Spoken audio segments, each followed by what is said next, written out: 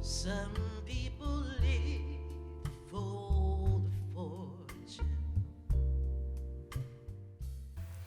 Welcome to Jazz on the Boulevard. I'm Iyinka Williams-Jones. Happy to host this series at the Allied Cultural Arts Center here in Pompano Beach, Florida. I have the honor and privilege of interviewing a world-renowned jazz musician, Miss Brenda Alford. Welcome. Thank you, Aika. It's a joy to be here. After reading your bio, I learned so much about you. First of all, it is beautifully written. You have accomplished so much. I literally bow in honor to you. After reading your bio, I also learned not only have you accomplished so much as a musician, but you're a former educator. And speak more about your experience, your journey. Being an educator enabled me to be the person that I am. I started teaching when I was 20 years old. I didn't put that in my bio, okay?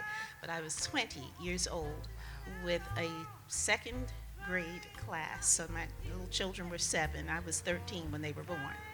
So I was kind of on their level. But it enabled me to become the person that I am. There were children who had problems and difficulties. There were children who soared, and they were all together. And I learned how to treat them as individuals and respect the human being that was in there. And that taught me so much that had carried me through since 1970. Beautiful. Yes. Beautiful, beautiful. I also learned about your upbringing and the impact that your maternal grandmother had in your life. So speak more to her influence and how you went on to become this world-renowned jazz musician. Irene, good night. Irene, good night. Good night, Irene. Good night, Irene. I'll see you in my dream. Irene was my grandmother's middle name, my grandmother's first name, and is my middle name. I was blessed to be named after my grandmother. So we used to sing that song to each other. She sang me to sleep with that song. And we just knew that song was written for us. And so that's how she impacted me. She sang all the time. Anything you would say to her, she would have a song for it. She knew every song in the world, I thought. And that's how I was really turned on to music. Wow. Wow. Thank you so much for sharing.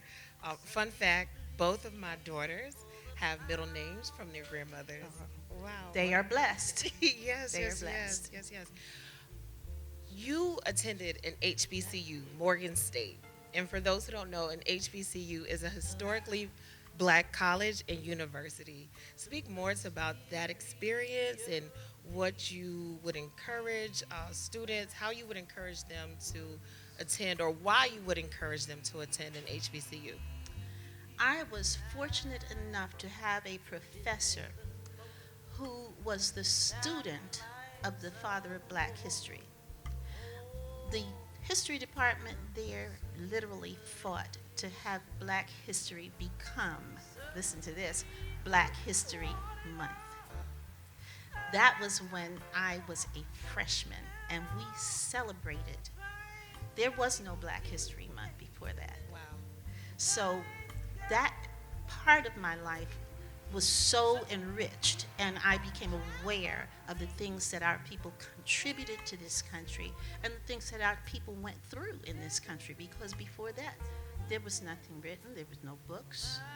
And so I got to meet black scholars and to actually have Dr. Benjamin Quarles as my first year college history professor impacted my entire life. From then on, in my teaching career, I taught black history. When I became a singer, I went back into the schools with the history of jazz, starting from Africa right on up to New York City. Black history was a major part of my life, and it really did center me. HBCUs are like a family, and Yes. and common experiences. And HBCUs fuel the intelligentsia of this nation. And Yes. that's what we really have to remember. Not just black people, but the intelligentsia of all races are fueled through HBCUs. We have a vice president that came from an HBCU. One of our alum from Morgan, April Ryan, a celebrated journalist. Okay, Dwayne Wickham, celebrated journalists. Intelligentsia, that's what we give to this nation. Yes, I do agree. I'm a fellow HBCU grad, FAMU, Rattlers, yes. Shout out. That's right.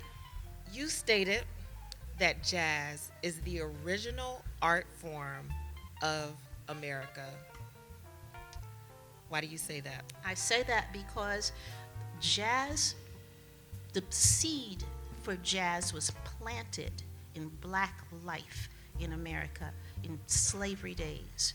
And then it grew through the combined cultures that grew in New Orleans and fanned out all over the world. Yes. We contributed this art form to the world. Yes. Europe embraced it, took it, ran with it.